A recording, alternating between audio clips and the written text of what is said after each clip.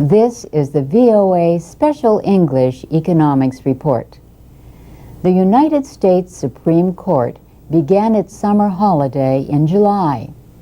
One of the last decisions of its term will likely cause employers to take greater care in how they choose workers to promote. The case involved tests that the city of New Haven, Connecticut gave to firefighters in 2003.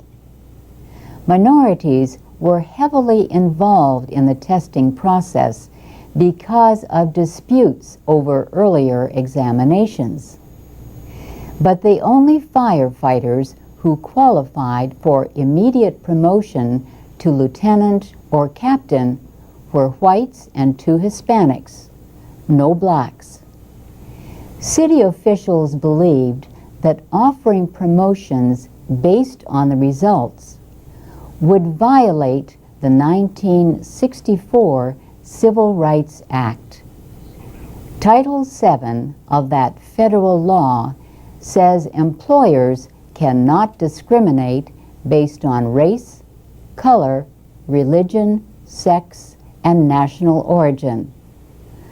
But it not only bars disparate treatment, it also bars disparate impact, actions that are not meant to discriminate, but in fact disproportionately harm minorities. The city canceled the test results, fearing legal claims by minorities who failed the exams. Instead, white and Hispanic firefighters who passed went to court. Their case reached the Supreme Court, and in a 5-4 decision, they won. Justice Anthony Kennedy wrote the majority opinion. The city, he said, rejected the test results solely because the higher scoring candidates were white.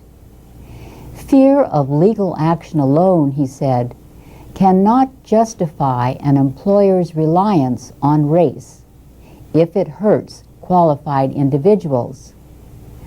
Writing for the dissenters, Justice Ruth Bader Ginsburg said, "The white firefighters who scored high understandably attract this court's sympathy.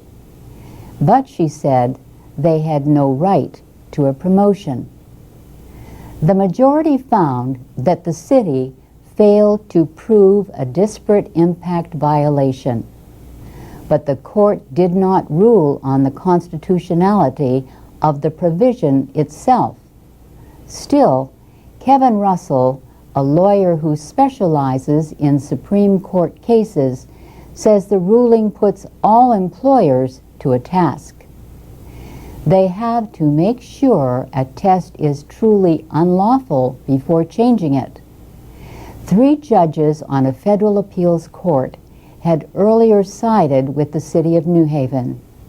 Their ruling, now reversed by the Supreme Court, was not unusual.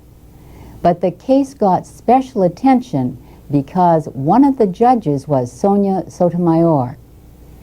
President Obama has nominated her to replace retiring Justice David Souter on the Supreme Court. Her Senate confirmation hearings began on July 13th. And that's the VOA Special English Economics Report.